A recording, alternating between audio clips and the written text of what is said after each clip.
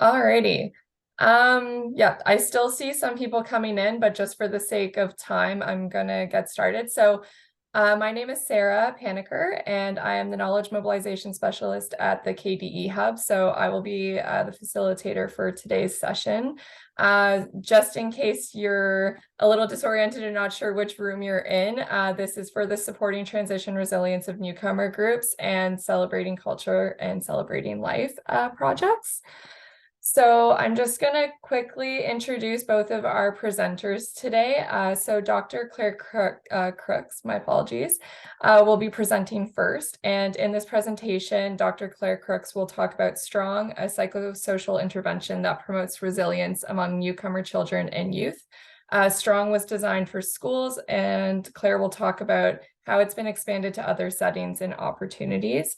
And then after that presentation, Joey Jalal, I hope I pronounced that correctly. I apologize if I mispronunciated it, will be presenting on Celebrating Culture and Celebrating Life, which is a program that utilizes youth-oriented brokers, stakeholders that are organically and naturally embedded within the communities in which they work to bridge gaps between system partners and communities.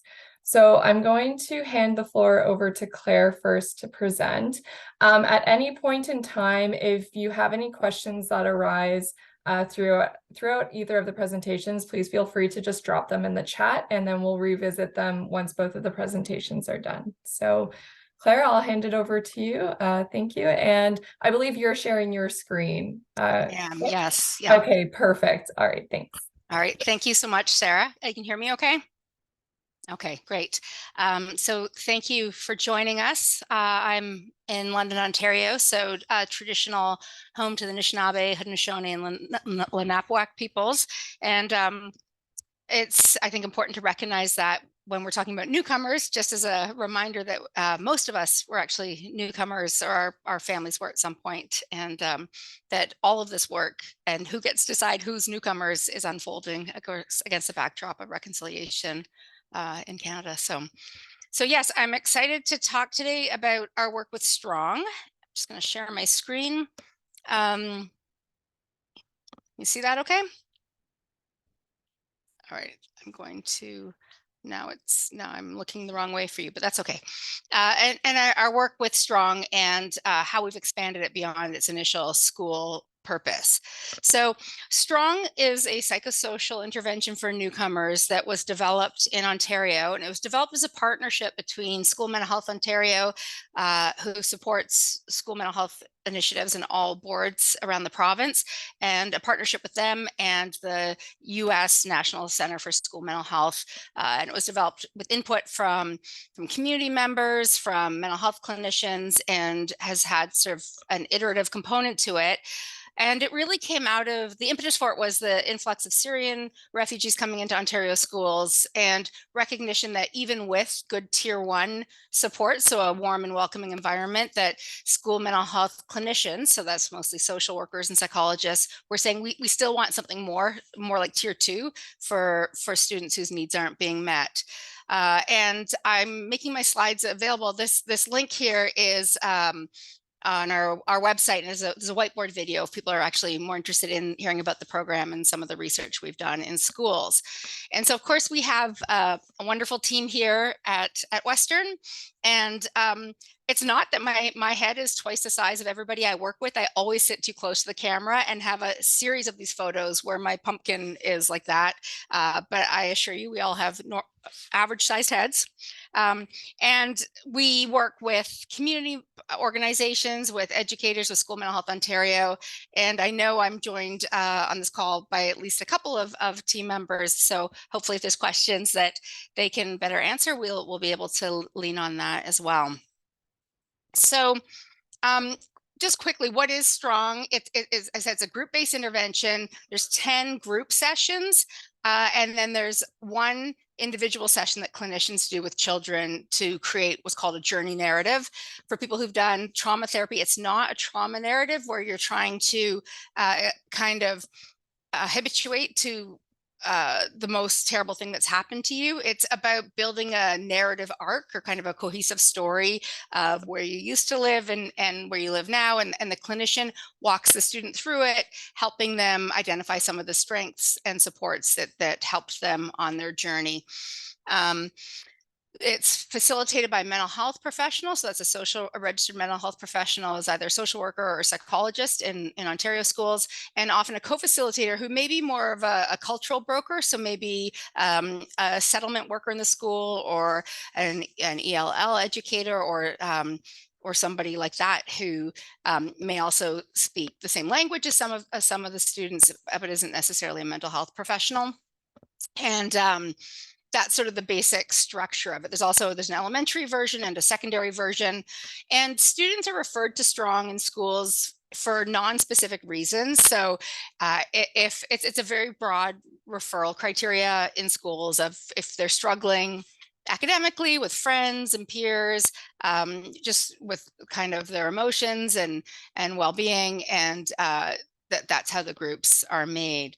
So in terms of the content, there's some learning about identifying emotions, really normalizing stress and trauma, and what that looks like and feels like. And the whole thing takes a very strengths-based approach that being forcibly sort of uprooted from your home and having to move like that it's not a normative developmental experience. And so helping people understand that there may be strategies that help with your adjustment, but it's not that there's something wrong with you, because this is not a normal human experience for us. And then there's healthy coping strategies. There's things like problem solving and how you develop goals, and a lot of focus on kind of creating those connections within the group, and those peer connections that are so important. And we have a few published studies that are still quite preliminary. And what we see is that youth do report this increase in resilience and coping skills, but those connections among the group are really important. And even those connections with the facilitators, and in some cases just the school more broadly. And so the students identify specific skills that they liked or that they learned and use, but also just feeling more connected, and that less sense of feeling alone with talking with other youth who've had similar experiences. And we started a more rigorous evaluation a number of years ago. And then, of course, the pandemic created chaos for all of our research projects, as it did for so many of us. And we're starting again this fall in 2023. So that's Strong in schools. And over the last few years, we've really begun to look at some other opportunities. And there were sort of push and pull factors for these. So some of it for sure was the challenges created by the pandemic. And there's been some challenges for some schools and school boards, even beyond that, when there's labor action that can disrupt school-based implementation. Not all schools have trained facilitators or clinicians and taken up the intervention. But in the pandemic, schools really kind of pivoted their mental health services and what they were working on. And it also took them quite a while to figure out the intricacies, the clinical and ethical and legal and privacy intricacies around offering services virtually. And so in some cases, community organizations were able to do that more quickly. So we've had some other kind of opportunities come along, and I'm going to walk through those with the big picture lesson here is that for us, understanding and working with partners to understand sort of the unique opportunities and challenges and barriers of each setting has helped us be able to kind of tailor that implementation more successfully. So quick timeline, just sort of the span we're looking at. In 2017, there was the first groups were piloted that spring in Ontario schools. In 2020 was the first community implementation with a local partner that I'll talk about, and they did that virtually because of the pandemic. 2021, we started to use it in our university-based training clinic where we train future psychologists. And then last fall, we started with an implementation in the Czech Republic and have also expanded to some other sites. So going back, I guess, to schools, which is where it started. So again, some of the opportunities, of course, are that the program was designed for schools. So it was from the outset plan to meet sort of the resources and structures of schools. And that School Mental Health Ontario is a fairly unique kind of scaffolding that provides this infrastructure in terms of being able to train and support clinicians around the province and provide all the implementation materials and supports and make the training available free of charge for school boards and take away a lot of those barriers. And it really, again, was responding to these needs identified by school mental health professionals, which is a good starting point for implementation, that people were asking for it. And of course, there's lots of advantages to school-based services in terms of that the children are there anyway, that you have lots of adults in the building that should notice if somebody's struggling or if there's been like a change for someone, and that there's some research that shows that newcomer families actually find schools quite a trusted and sort of unstigmatizing place to receive supports for their children. Some of the challenges, even in a setting that this program was designed for, of course, I mentioned the variability in uptake. There's a variability across clinicians in terms of their skill and comfort engaging newcomers and families. The pandemic obviously created lots of disruptions.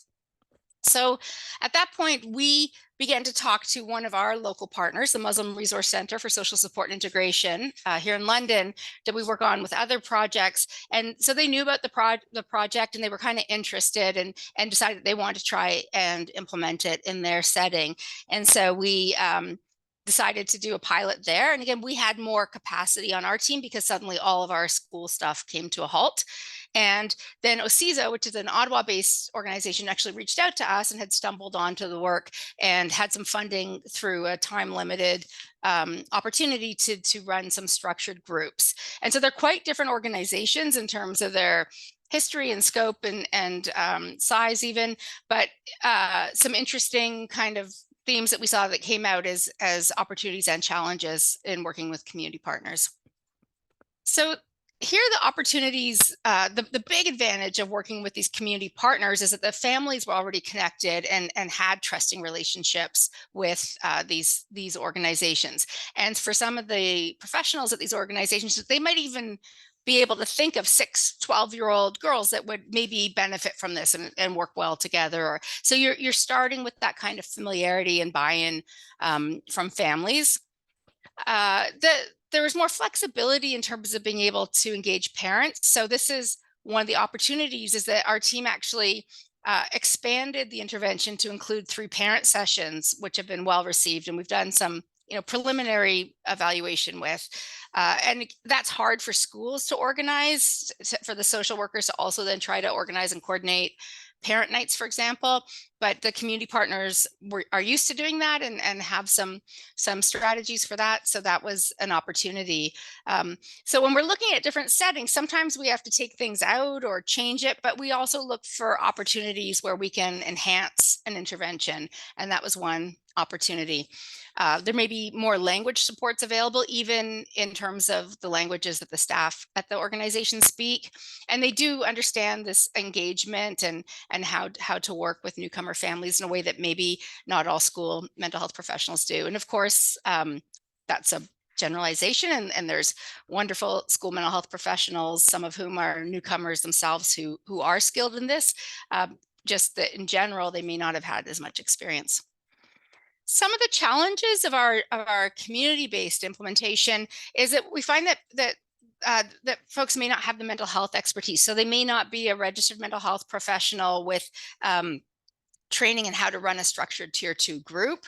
And they may have less experience with even identifying or referral pathways. And so the school-based program has a referral sheet that educators would be quite used to seeing, that kind of sheet and doing the ratings, but that may not really make sense in a community setting where the relationships with families are a bit different. And so we had to develop a different, more narrative-based referral sheet for community members. Sometimes in community agencies, there's very, very high turnover. And so you can do training, or even that some of the program champions or supervisors may change quite quickly. And so it may be harder to get momentum or keep that sustainment. And that the reality for many organizations is their funding is tied to these kind of pilot projects, or they're always having to reinvent things or apply for special opportunities, and that they don't have the core funding that would just allow them to say, hey, this is working well, let's just keep continuing to do this. It's meeting the needs of our families, the clinicians like it. So there's a lot of uncertainty that way. So our next opportunity was our training clinic here in London at Western. And so we provide training for psychology students, counseling students, sometimes social work students to do practicum at this in this setting. It's right at the gates of the university, and we do assessment and intervention and parent consultation.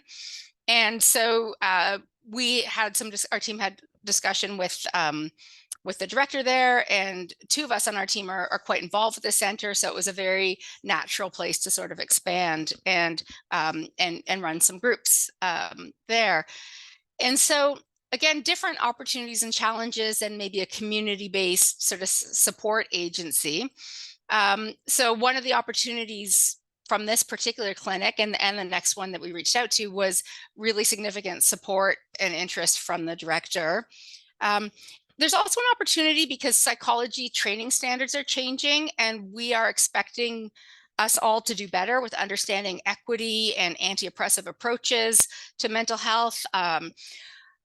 Historically, there's been a focus on diversity, whereas we serving diverse clients and families, and now it's more turning the lens onto us as psychologists and saying, and how are we unpacking some of the intersectionality of doing this well. And so we need to also train our students and future psychologists in this. So that creates an opportunity because clinics and training programs are now looking around saying, how are we going to meet this new expectation? A nice thing about being in a mental health clinic like this is that we had this clear pathway of care for tier 3 services if needed.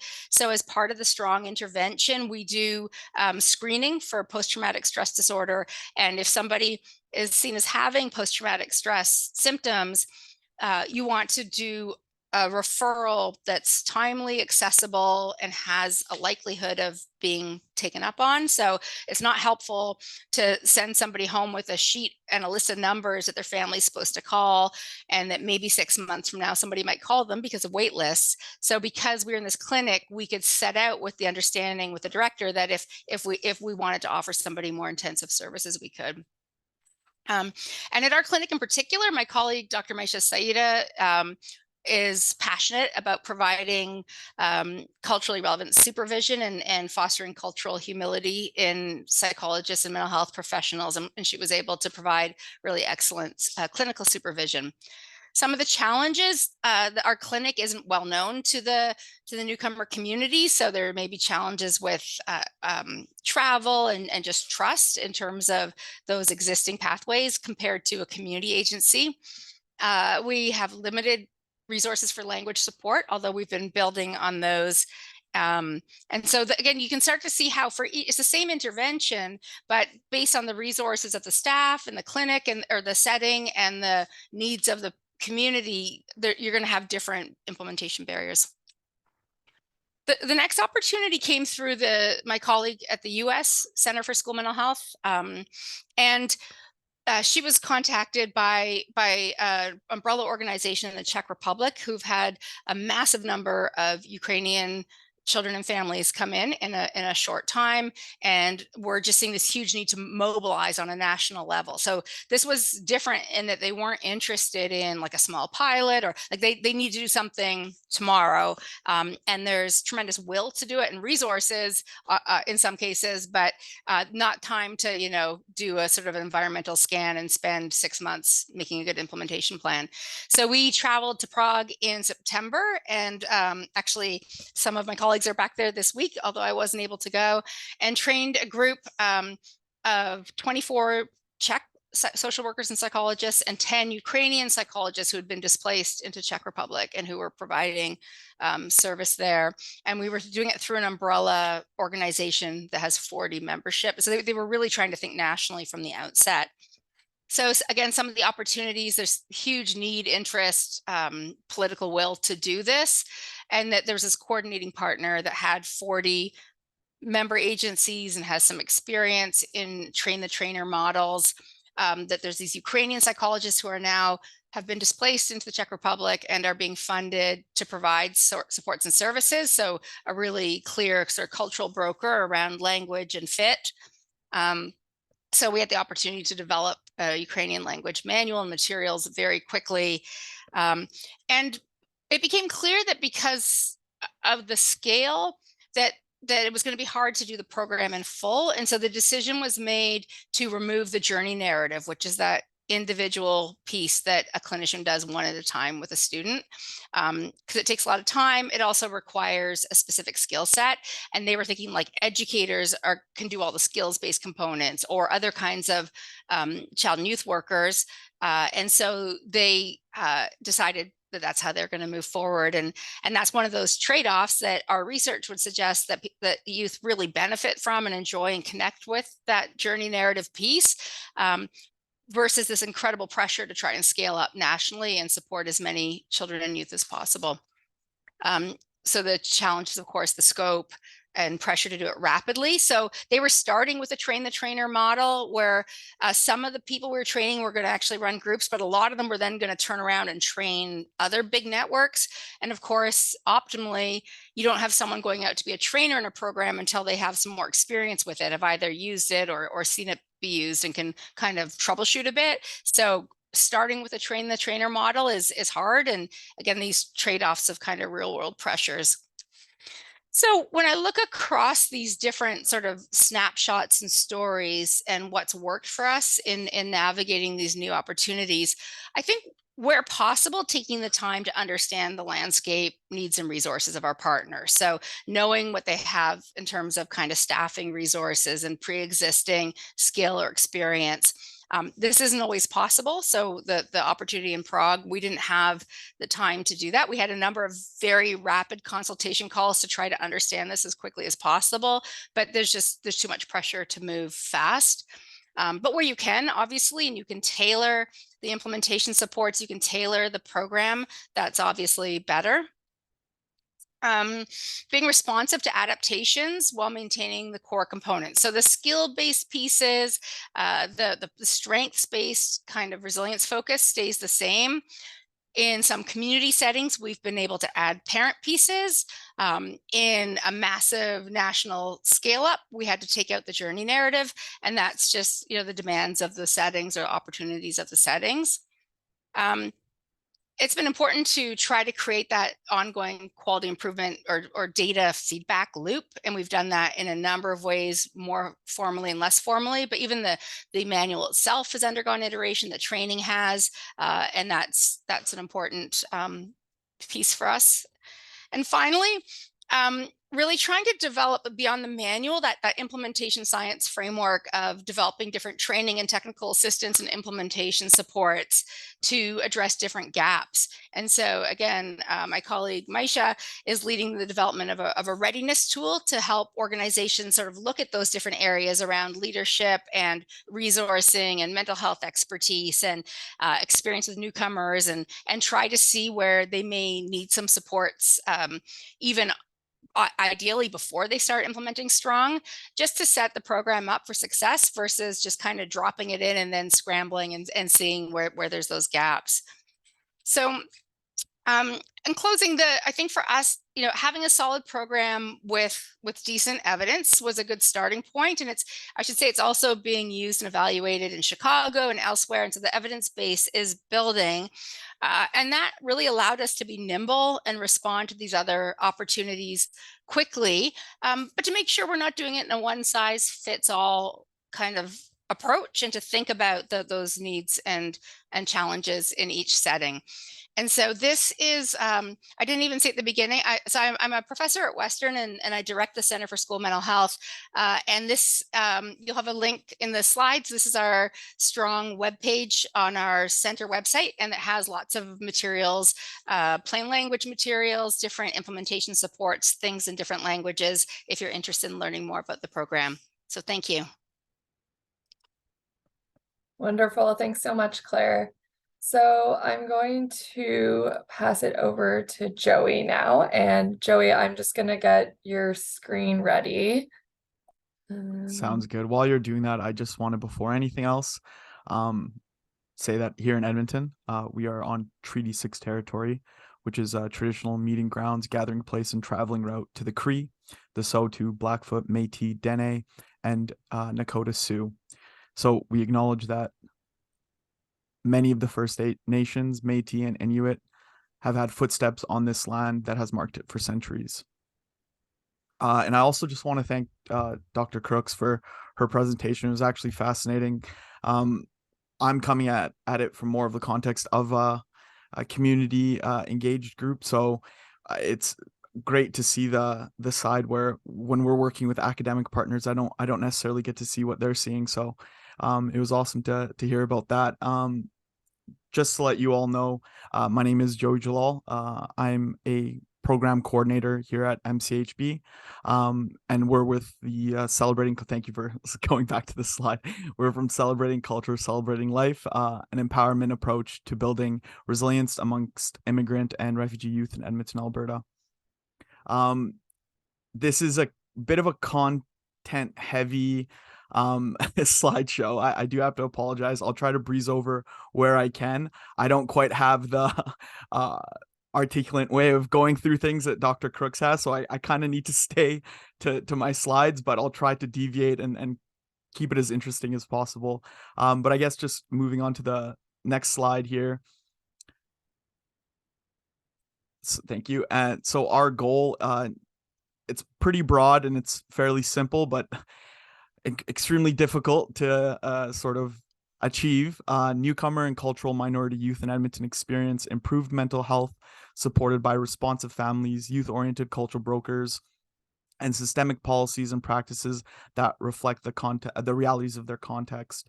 I won't sort of go into the objectives, objective by objective. I think a lot of them will become clear as we go through the slide. So just headed on to the next slide.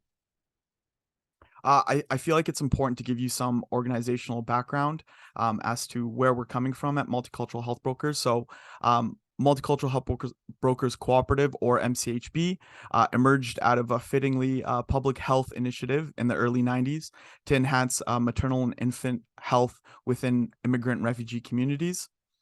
The initiative resulted from the public health department's recognition that health inequities exist within these communities. They learned from research study that families in these communities were not accessing the services that were being provided to the general public.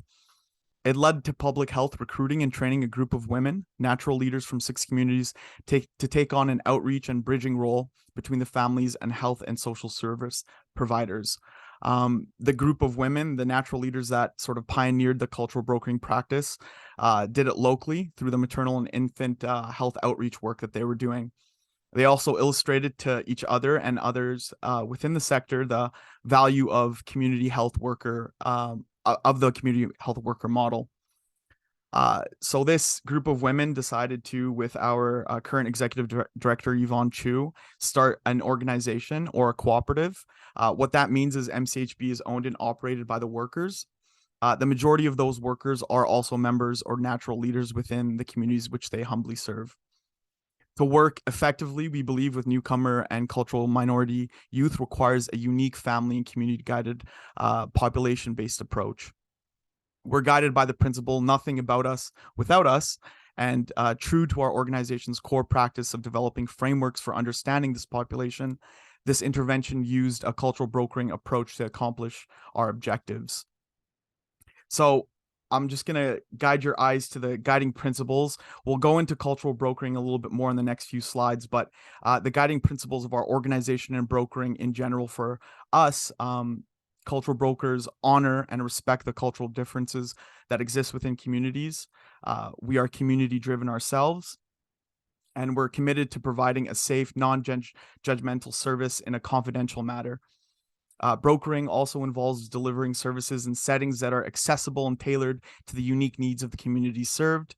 And brokers acknowledge the transfer of assets between the community and healthcare. We can head on to the next slide. So a little bit of background on cultural brokering. It exists within what we call 4 domains. It's also defined as the act of bridging, linking, mediating between groups or persons of different cultural backgrounds for the purpose of reducing conflict or producing change.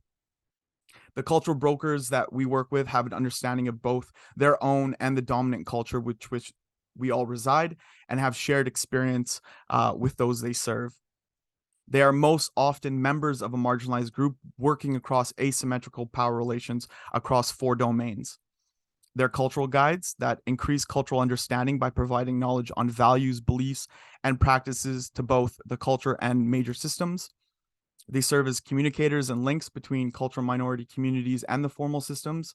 They are mediators that establish and maintain trust to build a meaningful relationship between the formal system and the community members. And lastly, they're catalysts for change. They act as change agents. They initiate the transformation of the formal systems by creating an inclusive and collaborative environment. We can head to the next slide. So within those 4 domains, the brokers use 5 spheres of what we call empowerment to do their work. Those 5 spheres are around, number 1, personal care. This is one-on-one holistic support that is done in the context of the family or youth being served. It's relationship-based, and it's support for individuals and families across the spectrum, from early intervention to intense support through crises to restoring healthy relationships with families and within communities. We engage in small group development, connectedness, and mutual support to begin to change around areas of collective interest identified by communities. We are community organizers, building capacity through engaging communities in identifying, organizing, and mobilizing their assets to create positive change. And we are coalition builders that create relationships with institutions such as schools to build intercultural competence through collaborative practice and skill building. And then hopefully, lastly, we're policy program and we impact the policy program and practice considerations with voices of lived experience that are brought directly into policy discussions, where newcomers can move from being clients to active and engaged citizens.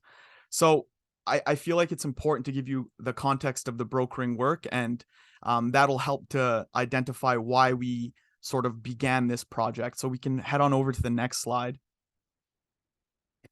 While the MCHB was doing this brokering work, its work with youth for more than 10 years had been to support youth-initiated programming in several cultural minority communities. This work began by identifying, developing, and supporting natural youth leaders to bring together youth in their communities to stimulate and support programming of their choice. The overarching aim was mental health promotion. This meant that natural youth leaders worked primarily in that second sphere of empowerment we talked about, which was the small group development. In these 2 graphics here, the left one first, we were sort of identifying the different layers within which our work was happening as brokers. And the contextual layers were really all being addressed in terms of, we knew about the pre-migration and migration circumstances. We knew the socioeconomic context of a lot of our communities. We understood the cultural communities within which we worked, and we were supporting the families as best we could. But at an individual level, we found that the adults were being addressed through the brokering work because the brokers were adults themselves. So there was a ease of access between their communication. And what this did is it left oftentimes the individual within the family, most often the youth, to have difficulty in terms of their own personal and cultural identity. There was cultural distance between them and their parents. There was high amounts of stress due to the poverty, racism, and the transitioning relationships amongst and in their family. And as a result of that, there was mental health issues and a difficulty in building resilience. And little fun graphic on the right. It's one of our earliest and most crude sort of representations of why we developed this specific line of programming, which is the youth-oriented programming. And it was because when we were looking at how youth in the families were identifying with themselves, we recognized that as of that point, our programming only impacted the lines between community and brokering domain. So we were brokering a relationship for the youth between the community and themselves, but we weren't attending to the trouble and the difficulties that they were experiencing through the systems, through other youth that they're introduced to through systems. And then also, as you can see in sort of the arrows pointing directly at each other, through the sort of separation between themselves and their parents. And then we can head over to the next slide. So this caused us to want to develop youth-oriented brokering, which was brokering specifically and directly aimed at the youth. We decided that our primary audience for the project would be youth from 11 to 19 years old, as we found that this was the age range that we were seeing the most risk, the most identifiable risk amongst youth. And we decided to start first in the Eritrean, Oromo, and Syrian communities here in Edmonton. We chose to focus on these 3 communities based on both strength and needs. I won't go through the numbers, but there was a plethora of Syrian refugees, Eritrean refugees that had been arriving here in Alberta and in Edmonton since 2015. And we didn't have exact numbers on the Oromo community, but we knew that according to agencies that served them, there was likely around 6,000. The strength-based perspective was from the fact that each of these groups we had already developed youth programming in. So while they were highly vulnerable, with many being recent arrivals, we knew that there was a greater possibility for intervention to address the risk factors within these communities. And although we had at this point supported the youth-led programming, we have mostly been working with adult brokers, working primarily with adults and families, and thereby indirectly working with children and youth rather than directly. We can head on over to the next slide. So to begin the process, true to our principles at the top there, nothing about us without us, we wanted to better understand the varied and unique context of the communities we were planning to serve. Multiple areas of expertise from these communities are continuously engaged and were engaged at the beginning of the project. This includes insight from key community stakeholders, faith-based leaders, and experienced MCHB brokers, and importantly, youth as well as youth leaders from the existing programming in the identified communities. Noted in our program or in our project reflections from this period was that the insight leveraged from these communities and individual stakeholders was essential in allowing for a more community responsive process. Having communities directly involved in the development of requisite qualities needed from brokers allowed us to create a more defined profile of youth-oriented broker within a specific community that was then used to recruit the actual youth-oriented brokering candidates. It also grounded us in the realities of what our target population was facing and how we may best orient our program to those broad needs.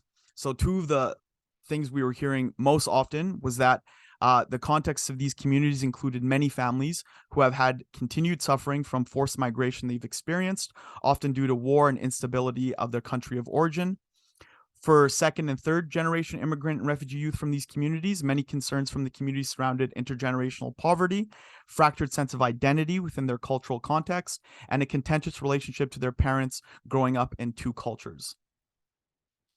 So once we knew, we can head on over to the next slide. Once we knew that we had these 2 very broad areas of focus from the communities and we were given that direction, we started looking at ways that we could adapt the program to suit those needs. So one of the first ways to address the first concern was looking at an intervention that explores the use of the adaptation and development after persecution and trauma model with youth. So this is originally the work of Dr. A.K. Tay and Dr. Silov. But MCHB had also recently worked with it with Dr. Sophie Yohani, who unfortunately I think was supposed to be at the symposium this year, but couldn't make it. But under her guidance, we had previously worked with this model within the Syrian community. It's a model that explores an alternative approach to mental health promotion.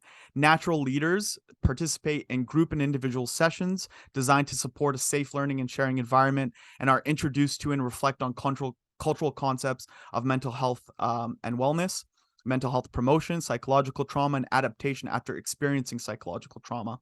In particular, leaders are introduced to the ADAPT concept framework to shed light on how universal psychosocial systems are threatened through experiences of mass trauma, safety, attachment, justice, identity, meaning. We'll go on to those a little bit in the next slide.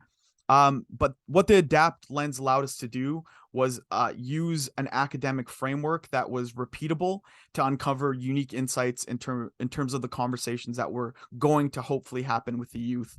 So we knew that this would help us in establishing a framework that could demonstrate the right relationship between the risk and protective factors that we were hopefully going to hear from the brokers. And then to, at some point, maybe point to their underlying causes that might include social detriments, structural violence. And then we can head on over to the next page. So I won't read all of this, but the ADAPT model basically looks at 5 domains: bonds and attachment, justice, identity, roles, meaning, and safety. And it looks at how these are targeted during instances of mass trauma, mass violence, or even displacement. So when we are able to organize the risk and protective factors that we see when the brokers are working with youth, we're able to organize it in this ADAPT model to better be able to understand it and create a clearer picture for system partners that we would hopefully be engaging later on. We can head on over to the next slide. The other tool that we used was called Raised, and this was more to deal with it was a little bit more prevalent in second and third generation immigrants, which was the cultural distance between families, the cultural heritage of those families, and the dominant culture here in Canada. The youth oftentimes felt a sense of difficulty in grasping their own identity and their own culture within the greater context of culture here in Canada.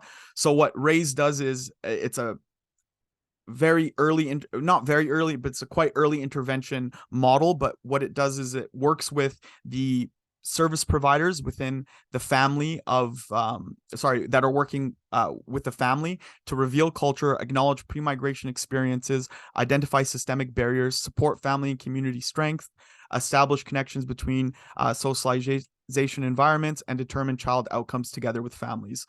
So it's bringing the families into the conversation around their own children that oftentimes they're not involved in.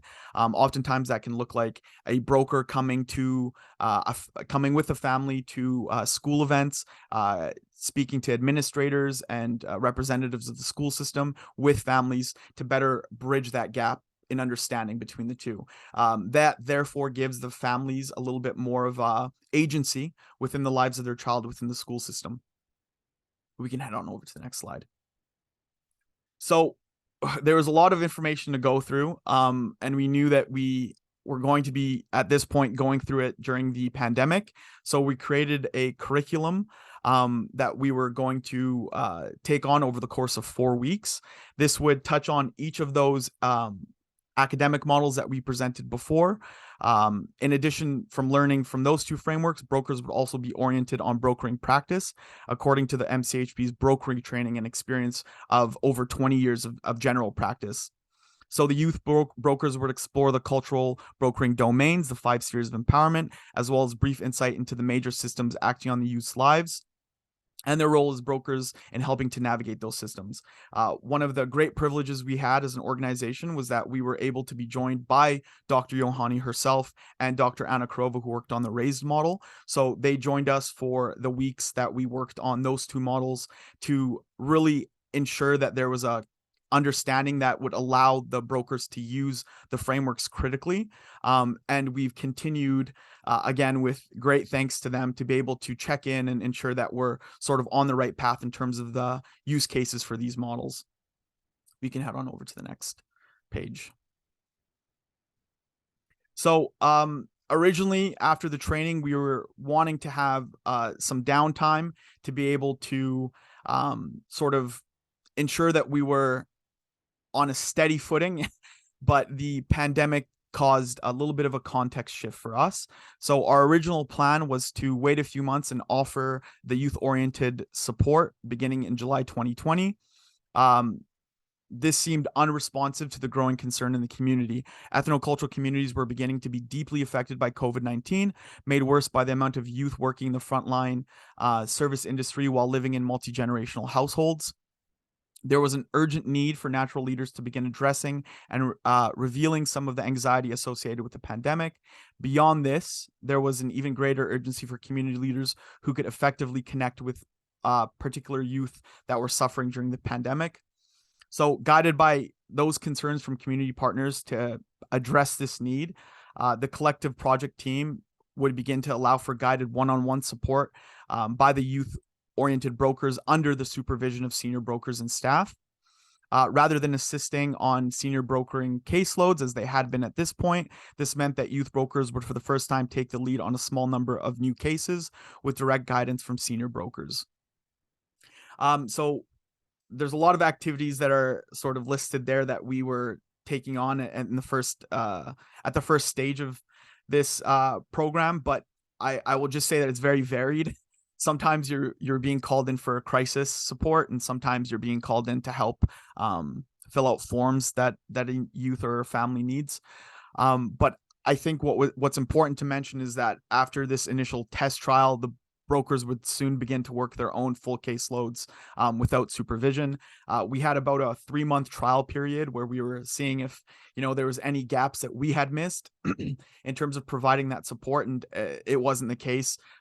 As word of the support sort of traveled, we were forced to create like a wait list for all of the communities in terms of youth that we were able to support. So the need really quickly outgrew the capacity, and we had sort of the confidence in what was happening to move on and give the brokers their full caseloads. We can head on over to the next.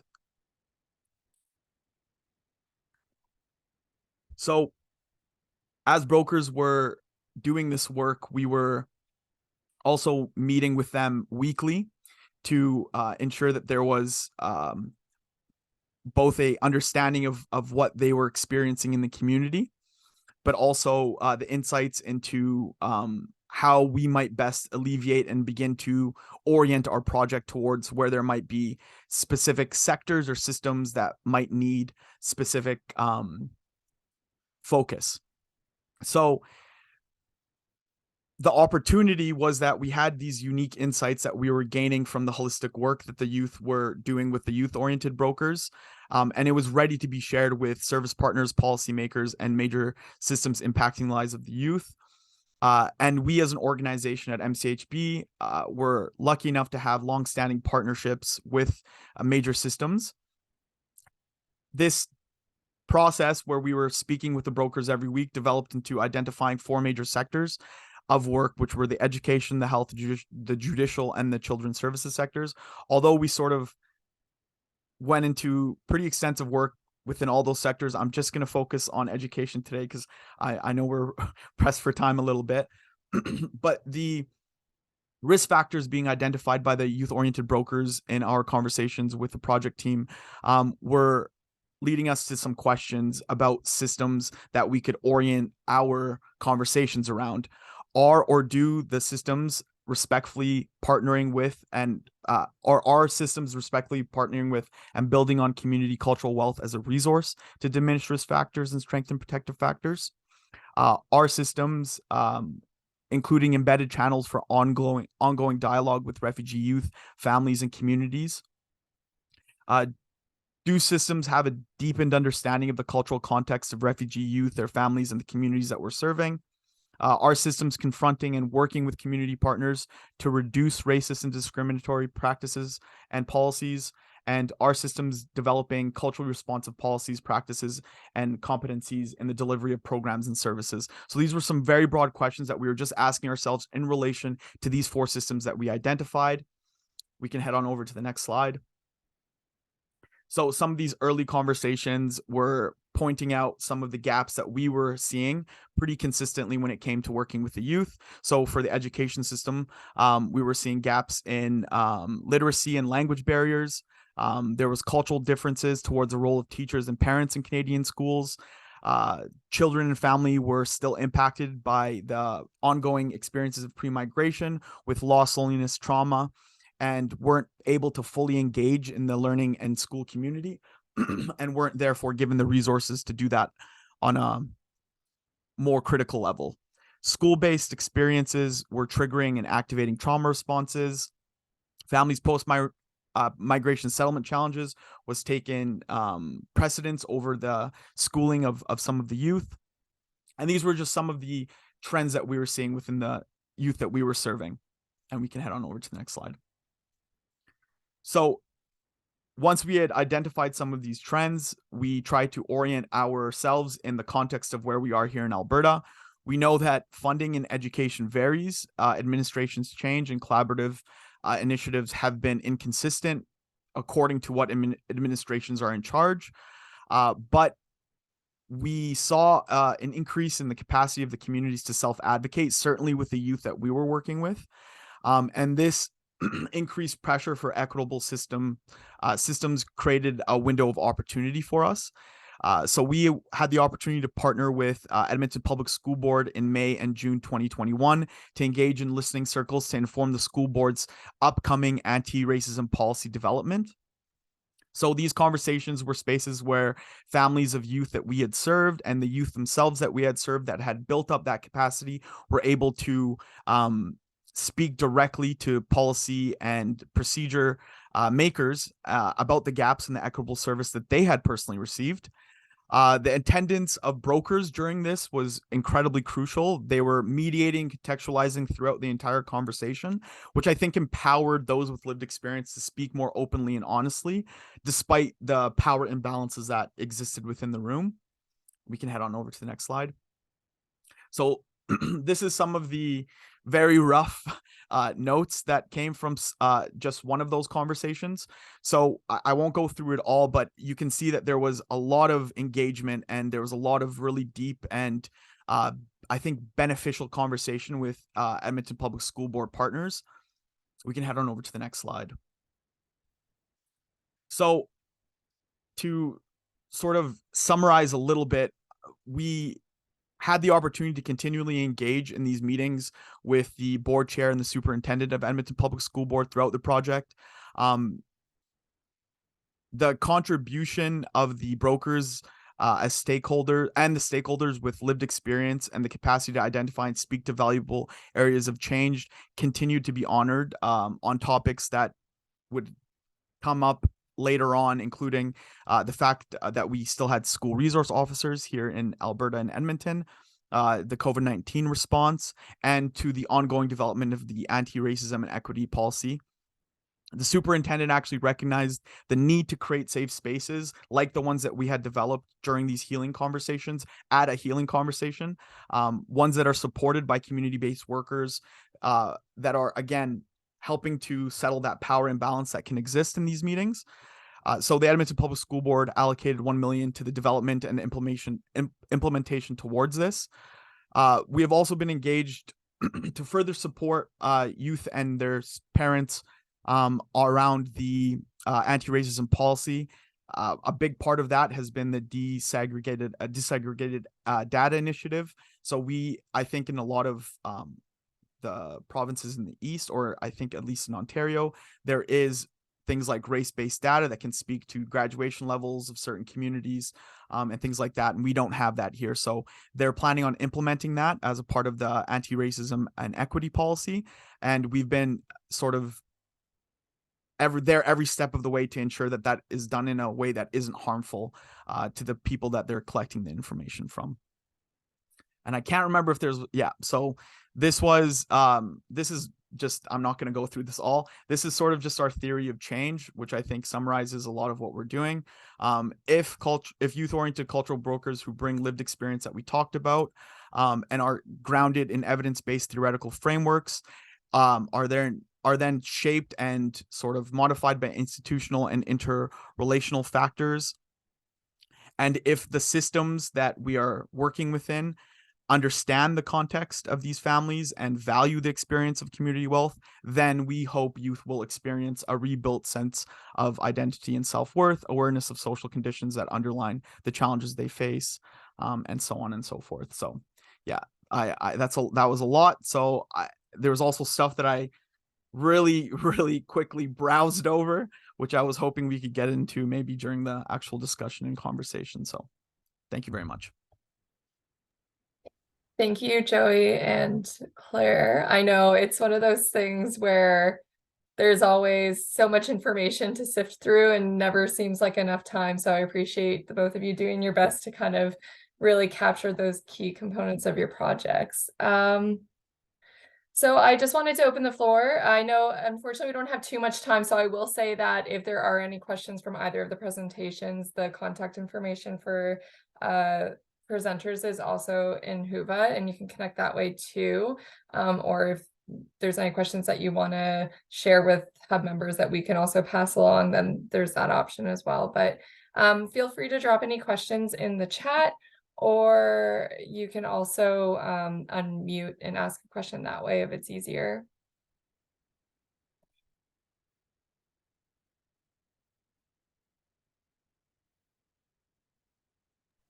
Actually, I have a question. I really appreciated that conversation or that presentation, and that model is just so thoughtful and has built on such deep partnerships and understanding of community. And I'm curious, do you think, is it a model that would work other places? Like, is it a process people could walk through and maybe it has, or is there something special about the group that started in Edmonton and the way that it kind of evolved, that it would be hard to kind of capture that magic in terms of being able to work across systems and being able to sort of respond to emerging needs and find the funding to do that, versus so many agencies or organizations where you have specific funding to do one thing? So I'm wondering if you're aware of other people that have used it or done something similar, and what your thoughts on that would be.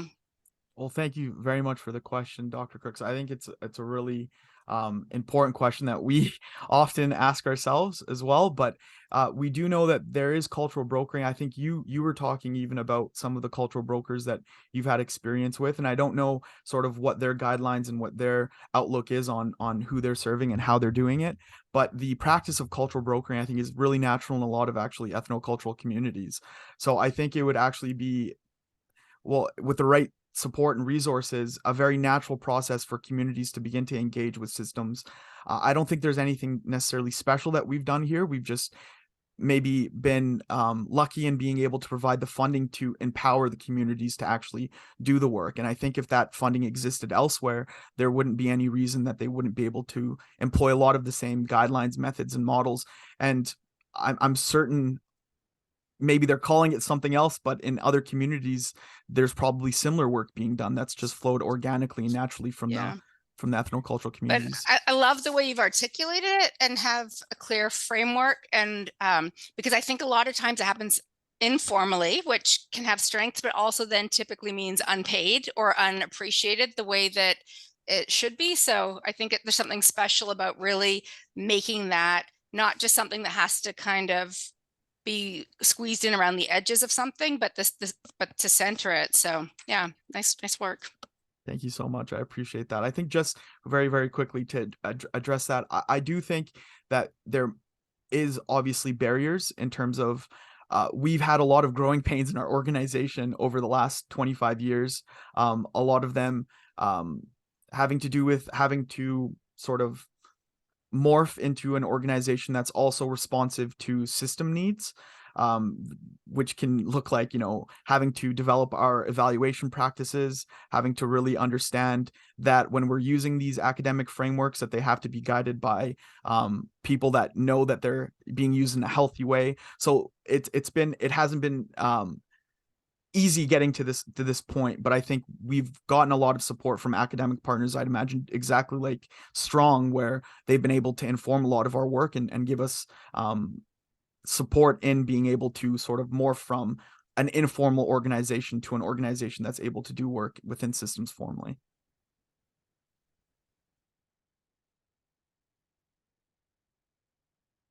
So we just got the timer reminder that we have 5 minutes left before we get booted out of the break room and then back into the main session. Did anyone have any other questions?